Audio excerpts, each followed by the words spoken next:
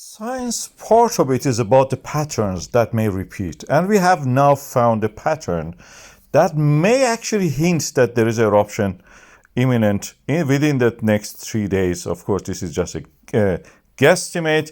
We have the evidence here that there is an earthquake in a location that is at the plate boundary, not far from it, and that I marked it here. You can see that. I will put a right angle around it. And when this happened the previous time, within the next 3 days, we had an eruption. That was on Monday, 27th of the May, and in the 29th, Wednesday, we had the eruption. Similar pattern is happening. This is a tiny earthquake, 0.2 magnitude, off the plate boundary or near, very close to it. We see that now we have around 140 millimeter rise in the Svartsengi and around 160 millimeter in the Skipatsky Heron. And this may mean the imminent eruption. We had similar situation in the past. I'll play that video. Whatever I wanted to say is in that video. Listen to this and watch. If I'm not completely wrong, we may have the eruption in the weekend, Saturday or Sunday. And this is the important thing. Our GPS data shows now that we have around 20 million cubic meters of the magma under the Svartsengi volcanic system accumulated. This is based on this chart on the lower part, that one. But the north-south one also showed something strange. We saw a stretching of the ground. The land was moving in the unusual direction, stretching north-south instead of east-west, which was the direction that we think plate movements happening. Eurasia and North America, the plate boundary is there.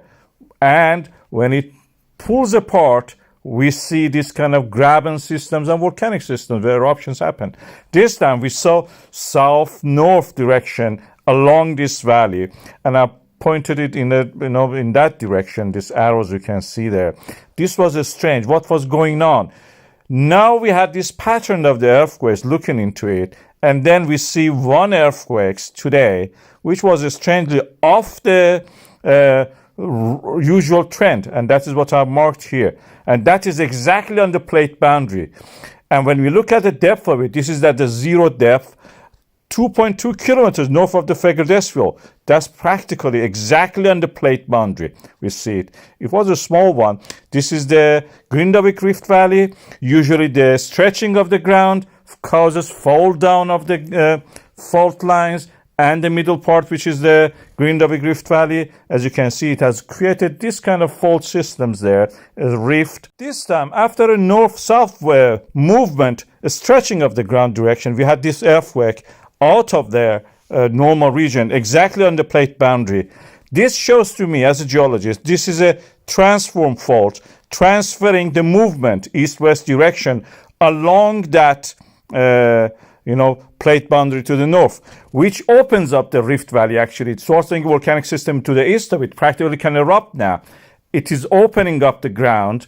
Each first is started by stretching north-south direction, disengaging the plates, then moving, bang, we have an earthquake. Transfer faults can move now and stretch the Rift Valley. The Rift Valley is now opening up and making the way for the magma from the Svartsengi to flow in the direction of the east and flow to the surface. Something like what we saw in the latest eruption in that area.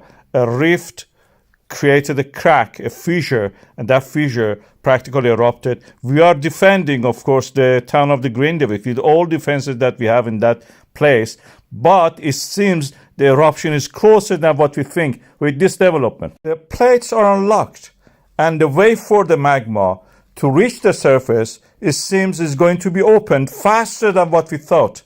The eruption probably is imminent. That's what I think.